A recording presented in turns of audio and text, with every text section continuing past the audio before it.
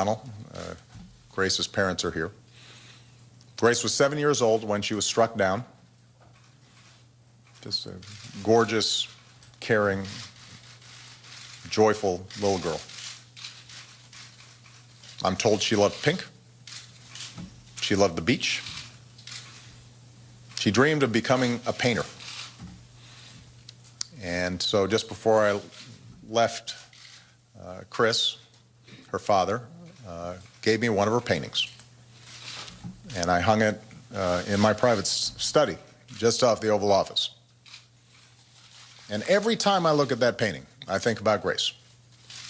And I think about the life that she lived and the life that lay ahead of her.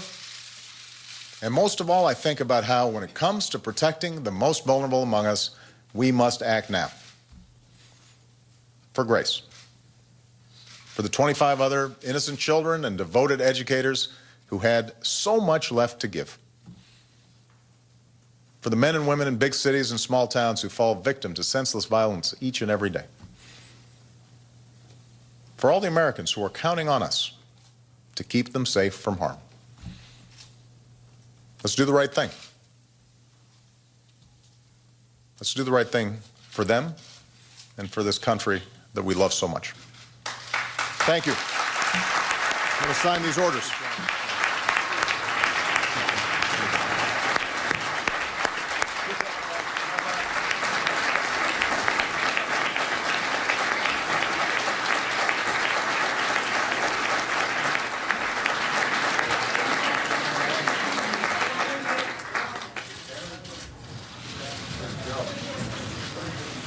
You guys left-handed?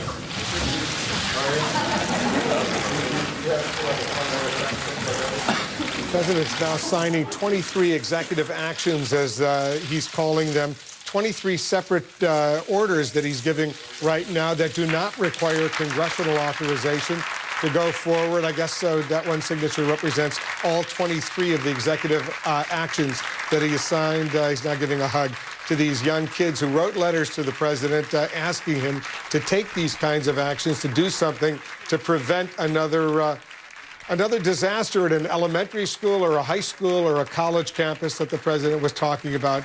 He accepted the recommendations of the Vice President, Joe Biden. There you see the Vice President with the kids as well. Let's talk a little bit about what we have just seen. Gloria Borger's here. John King is with me as well. Gloria, first to you. These 23 actions, and they represent everything from issuing a presidential memorandum to require federal agencies to make relevant data available to the federal background check system, to going ahead and actually nominating a director of the Bureau of Alcohol, Tobacco, and Firearms. He's got a lot of specifics in here. He can do this without legislation, but the big stuff requires legislation. Yeah, the big stuff requires Congress to act, as he pointed out. And I think what we heard today was a president who said to us, I'm putting everything I've got behind this. I intend to use whatever might this office holds. But he was also a president who made it clear that he understands the political realities of all of this, that it's going to be difficult for members on his side of the aisle, as well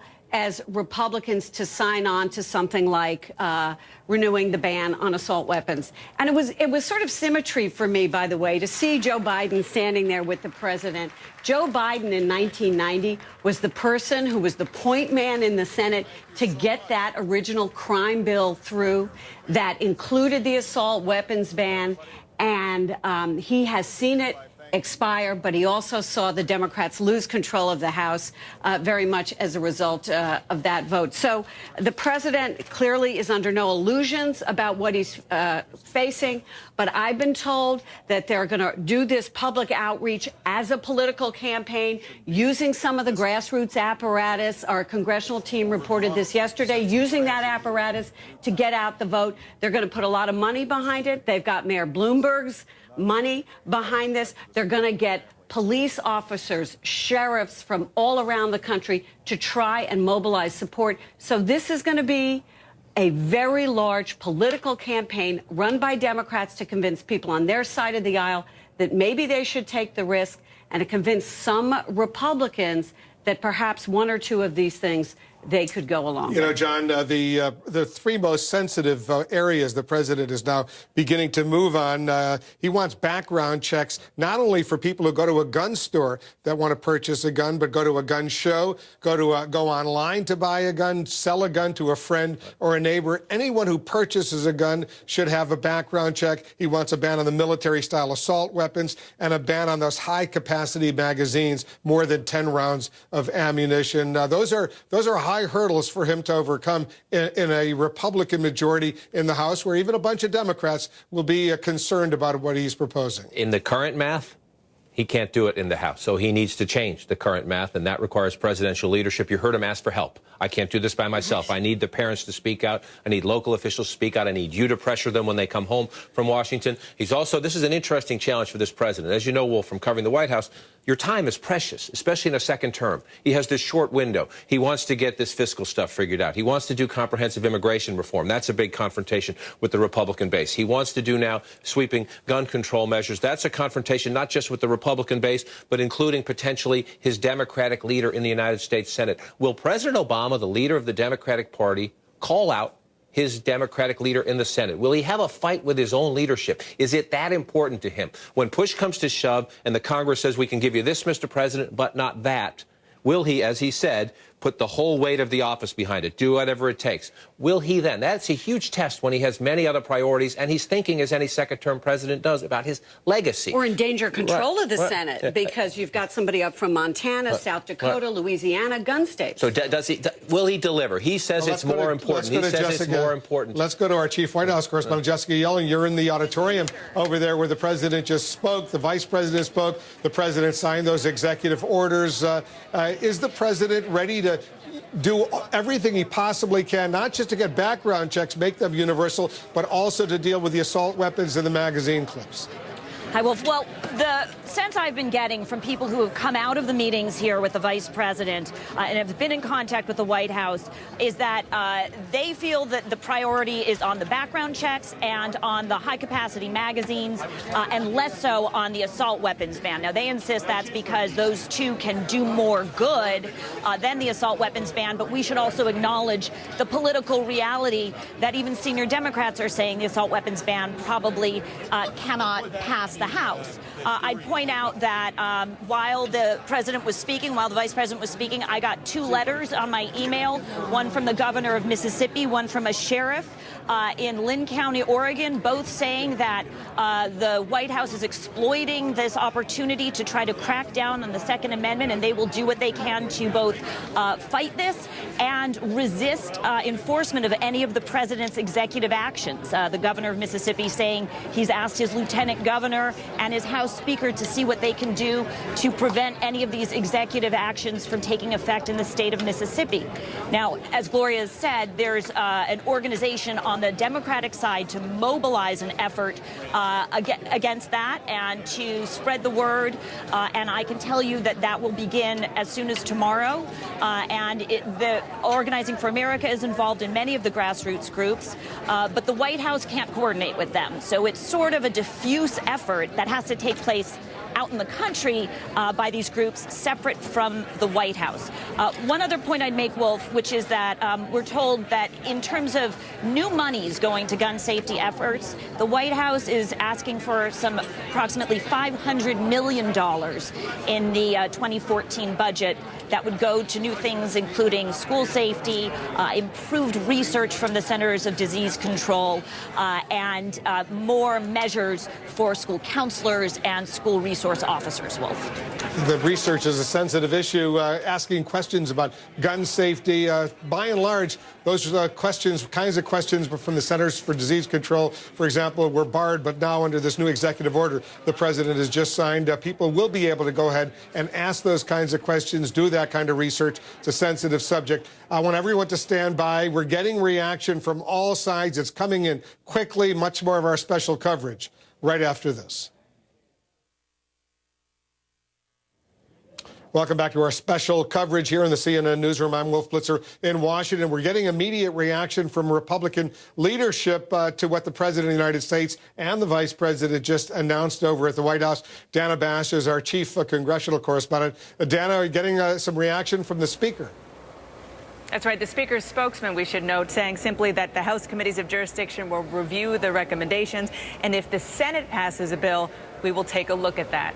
So that really underscores what we've been reporting for the past several days, even weeks, that the House Republicans are effectively a sideshow right now. Certainly what they are going to feel ultimately, if there is an ultimately, will matter. But right now the focus is on the Senate and is on the president's fellow Democrats. And so much of what he was saying and focusing on, and will focus on in the next few days, is going to be on people in his own party. And that really is something that I think is important to underscore. A couple of things here. First of all, there was a lot of talk about Harry Reid, who's a Senate Majority Leader, who is a gun owner. He's from the gun rights state of Nevada. He has been very cautious, saying that the Senate should be cautious.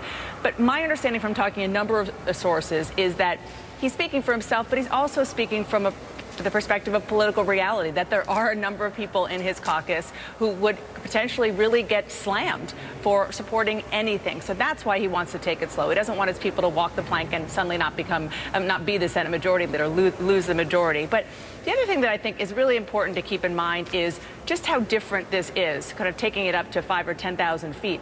I cannot tell you how many times after so many of these tragedies, after one of their own, Gabby Giffords, was shot, calling up Senate Democratic sources saying, "Are you going to do anything?" Nope, nothing's changed, just political dynamite. After Aurora, nope, nothing's changed.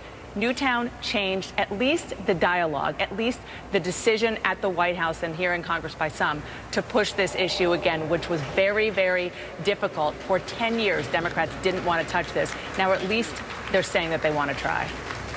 Jana, stand by. Not surprisingly, many gun rights advocates, they're pretty angry about the president's gun control plan. They say it goes way too far, and they insist it tramples on the U.S. Constitution. Joining us now from Austin, Texas, Republican State Representative Steve Toth. Representative, thanks very much for joining us. We're intrigued because you proposed legislation that would make it illegal in Texas for anyone to enforce a federal ban, shall we say, on assault weapons or high-capacity magazines. Here's the question. If the federal government, if the House and the Senate pass this legislation that the president is asking for, he signs it into law, everyone in the United States would have to obey the law. How would you avoid obeying the law? In Texas, we're going to do everything we can, Wolf, and first off, thanks for having me on. We're going to do everything we can to call people back to the belief and the understanding that we're a constitutional republic, and that our rights do not come from Congress. Our rights come from God and are enumerated in the Constitution. What they're proposing, and here's what I really want to stress, he said that we will be judged. Our generation will be judged based on how we deal with this. Cotton candy political solutions aren't going to fix this problem.